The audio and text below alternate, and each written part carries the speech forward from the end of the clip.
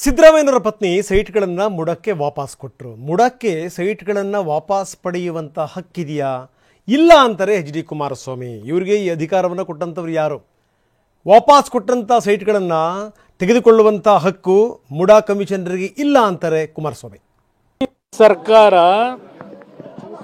ಎಷ್ಟರ ಮಟ್ಟಿಗೆ ಮುಖ್ಯಮಂತ್ರಿಗಳು ಅಧಿಕಾರವನ್ನು ದುರುಪಯೋಗ ಪಡಿಸ್ಕೊಳ್ತಕ್ಕಂಥ ಕೆಲಸಕ್ಕೆ ಆಲ್ರೆಡಿ ಕೈ ಹಾಕಿದ್ದಾರೆ.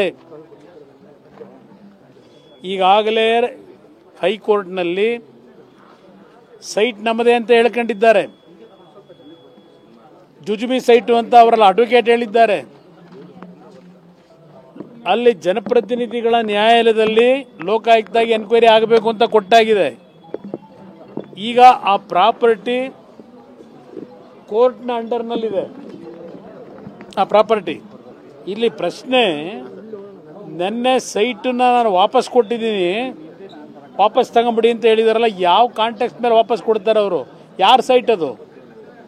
ಯಾಕೆ ಕೊಡ್ಲಿಕ್ಕೆ ಸಾಧ್ಯ? ಅವರು ಮೂಡಾ ಕಮಿಷನರ ಲೋಕಾಯುಕ್ತಕ್ಕೆ ಏನಾದರೂ ಗಟ್ಸಿದ್ರೆ, ಪ್ರಾಮಾಣಿಕವಾದ ಟ್ರಾನ್ಸ್ಪರೆನ್ಸಿ ಇದ್ದರೆ ತನಿಖೆನಲ್ಲಿ ಆ ಮೂಡಾ ಕಮಿಷನರ್ನ ಅರೆಸ್ಟ್ ಮಾಡಬೇಕೀಗ ತಕ್ಷಣಕ್ಕೆ. ಯಾಕೆ ಮೂಡಾ ಕಮಿಷನರ್ದನ್ನು ವಾಪಸ್ ತಗೊಳ್ಳಿಕ್ಕೆ ಅವ್ರಿಗೆ ಪವರ್ ಇದೆ? ಕೋರ್ಟ್ನಲ್ಲಿ ಈಗಾಗಲೇ ವಾದ ವಿವಾದಗಳಾಗಿದೆ, ಕೋರ್ಟ್ ಆದೇಶ ಕೊಟ್ಟಾಗಿದೆ. ಈಗ ಸೈಟ್ ವಾಪಸ್ ಕೊಡ್ತೀವಿ ಅಂತ ಏನು ಹೇಳಿ ನೆನ್ನೆ ಡ್ರಾಮಾ ಮಾಡಿದ್ದಾರೆ.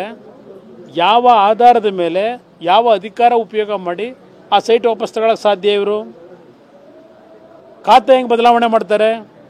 ಅಲ್ಲಿಗೆ ಮುಖ್ಯಮಂತ್ರಿಗಳು ಈ ಪ್ರಕರಣವನ್ನು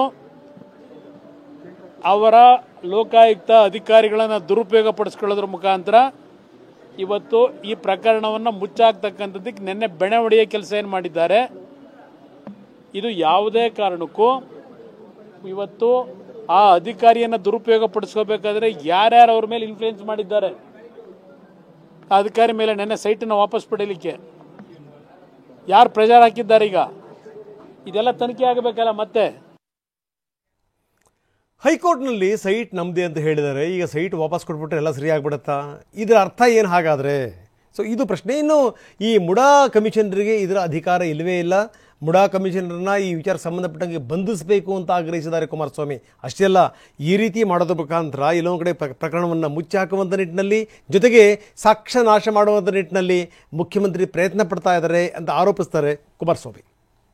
ಆ ಅಧಿಕಾರಿ ನೆನ್ನೆಯ ಇಲ್ಲಿಗಲ್ ವೇನಲ್ಲಿ ಇವತ್ತು ಕೋರ್ಟ್ನ ಆದೇಶವನ್ನು ಧಿಕ್ಕರಿಸಿ ಅಧಿಕಾರಿ ತಗೊಂಡ ನಿರ್ಧಾರವು ಕಂಟೆಂಪ್ಟ್ ಆಗುತ್ತೆ. ಬಹುಶಃ ಖಾತಾ ಬದಲಾವಣೆ ಮಾಡಿರ್ತಕ್ಕಂಥದ್ದು ಇದೆಲ್ಲ ಸಾಕ್ಷಿಗಳನ್ನು ತಿರುಚಲಿಕ್ಕೆ ಈ ಸರ್ಕಾರ ಅಧಿಕಾರವನ್ನು ದುರುಪಯೋಗ ಪಡಿಸ್ಕೊಳ್ಳೋದ್ರ ಮುಖಾಂತರ ಸಿದ್ದರಾಮಯ್ಯ ನಂದು ಇದೆಂಥದ್ದು ಭಾಳ ಪರಿಶುದ್ಧವಾದಂಥ, ಭಾಳ 30 ವರ್ಷದ ವ್ರತ ಯಾವ ರೀತಿ ಅಧಿಕಾರಿಗಳನ್ನು ದುರುಪಯೋಗ ಪಡಿಸ್ಕೊಳ್ತಕ್ಕಂಥದ್ರ ಮುಖಾಂತರ ನಡೀತಾ ಇದೆ.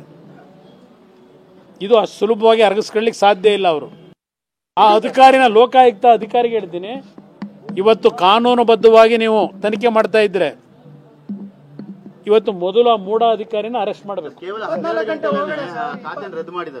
ಅದಕ್ಕೆ ಹೇಳ್ತಾ ಇರೋದು, ಇಲ್ಲಿ ಸಾಕ್ಷಿ ನಾಶ ಅಂತಕ್ಕಂಥದ್ದು ಮುಖ್ಯಮಂತ್ರಿಗಳಿಂದ ಆಗ್ತಾ ಇದೆಯೋ ಇಲ್ಲ ಅರ್ಬನ್ ಡೆವಲಪ್ಮೆಂಟ್ ಮಿನಿಸ್ಟ್ರಿಂದ ಆಗಿದೆಯೋ ನೆನ್ನೆ ಡೈರೆಕ್ಷನ್ನು?